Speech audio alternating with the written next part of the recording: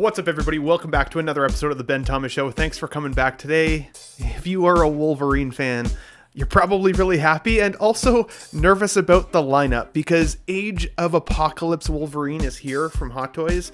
And to be honest, I was blown away by this one. I thought they were going to be done with Deadpool and Wolverine line at this point. They haven't really been getting back to it, and I was wrong, and I'm happy for it. So guys, stick around for the take. If you guys like the video, hit the like button, smash the subscribe if you're new to the Ben Thomas Show, and let's get into it.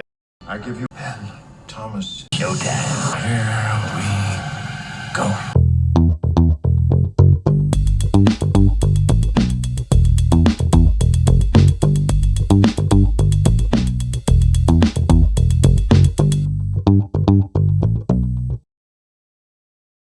Okay, everybody, welcome back. So I want to start with the good things that I'm absolutely loving about this figure, and then I definitely have a couple of critical takes, but overall, I'm pretty excited. For me, I've always been a huge Wolverine fan, especially Hugh Jackman's representation. So give me all the Hugh Jackmans. I will take it. I love my Days of Future Past figure. I can't wait for them to hopefully release that yellow version like pretty much any day, as well as the jacket version, because we're still kind of waiting to find out 100% if they've taken the ability away to see that crazy seamless body underneath that figure. And this being silicone and seamless, huge win for a Wolverine character, especially just the massiveness of the body. Now, at first glance, I thought this could be maybe a reuse of the Bane body, but at closer inspection, I think that the vein work is slightly different, but it's hard to tell because, again, both guys are pretty jacked, and I always argued that the Bane had more of a muscular,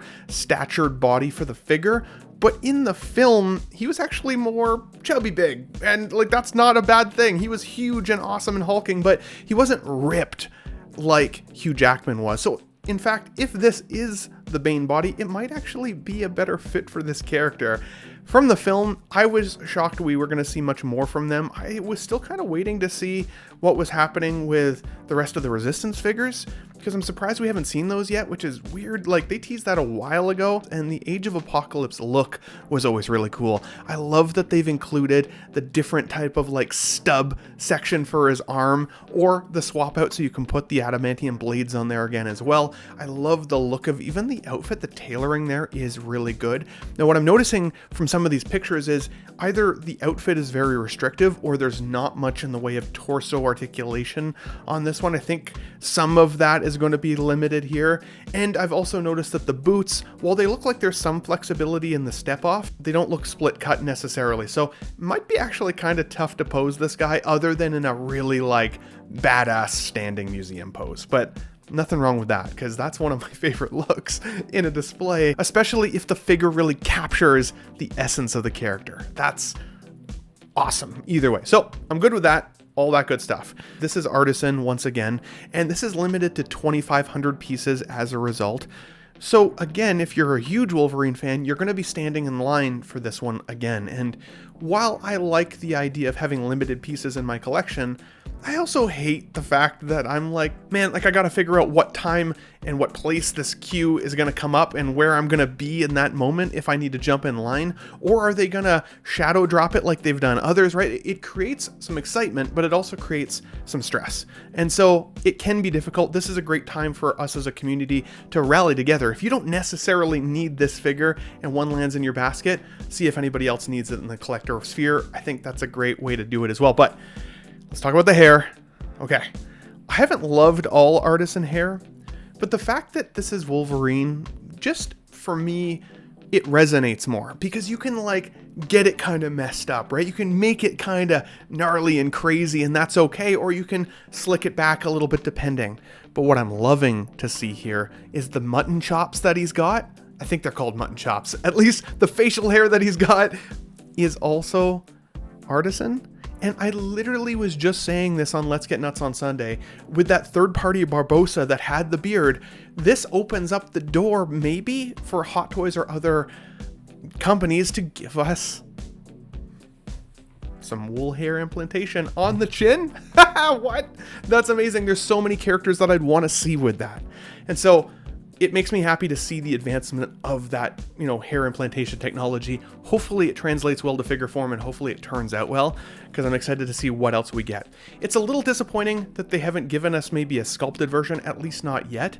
The price hasn't gone up on Sideshow yet, because this is a pretty early video, but what I'm seeing from Artisan line is it's somewhere between $385 and like $460. So somewhere in that kind of broad range. Because of the seamless body and seamless arms and everything there, I would anticipate this will be a little bit more expensive, especially with the silicone and of course all that extra hair.